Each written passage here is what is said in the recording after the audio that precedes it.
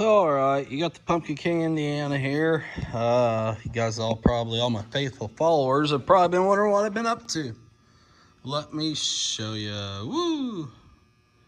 As you've seen one of my videos, maybe two, I bought a tractor, bigger one than my other, a massey Ferguson 1130. It's a 130 horse tractor. This is a mid 70s or early 70s model. It was would be my second cousin's tractor. He's had it since then. I think I explained that in one of my videos, but anyways, he planted with this most of its life, so had the opportunity to purchase it, so I did. As you can see, it's all in a couple different pieces here. What I had to do was had to pull this baby out. That is one of the hydraulic pumps. It's got another and towards the rear end. But anyways, I had to pull that out, which the seal was leaking when I bought it. He told me, so yeah, I knew what I was getting into. No big deal.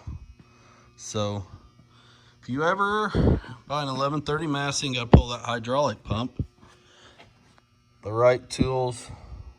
As you can see, it's dirty, but I got some degreaser on it to clean it up. But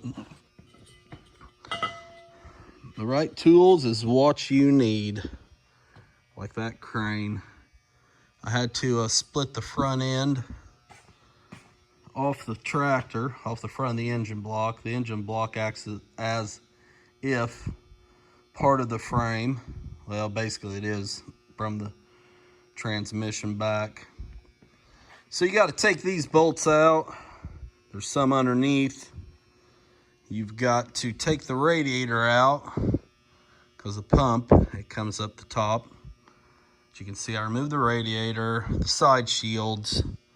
There's just not enough room. Massey, when they designed this, it was a stupid fucking design. You shouldn't have to do all this shit.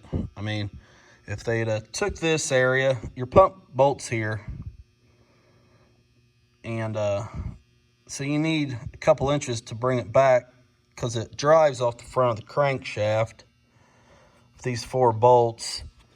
And then this is lipped, as you can see, for your alternator belts.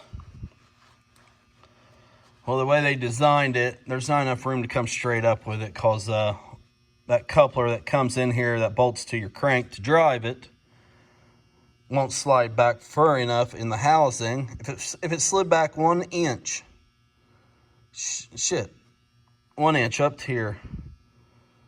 If they'd extended this, just made the front end longer, and then moved this, let's say 2 inches, and then 2 inches here, and then had your mounting bracket back in here, all you needed was an inch of movement to move this back, you know, and then bolt it on the back side instead of on the front side. If it had bolted on the back side, you unloosened your bolts. If this shit wasn't all here, if they'd designed this a little different, you could have slid the pump forward or backwards, or forward towards the front of the tractor, and the coupler would have been out of this area. You could have brought it straight up. The pump's so heavy, I had to lift the front of the tractor where I split it right here, and had to block it off.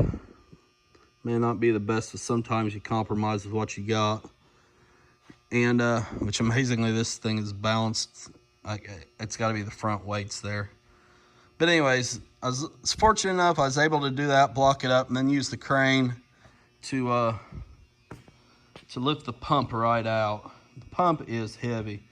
2 guys could have got it. It's just so awkward. It lays down in that belly. So a couple pry bars, 2 guys, you could have got it. But man, if you got something like that, and that's an electric lift.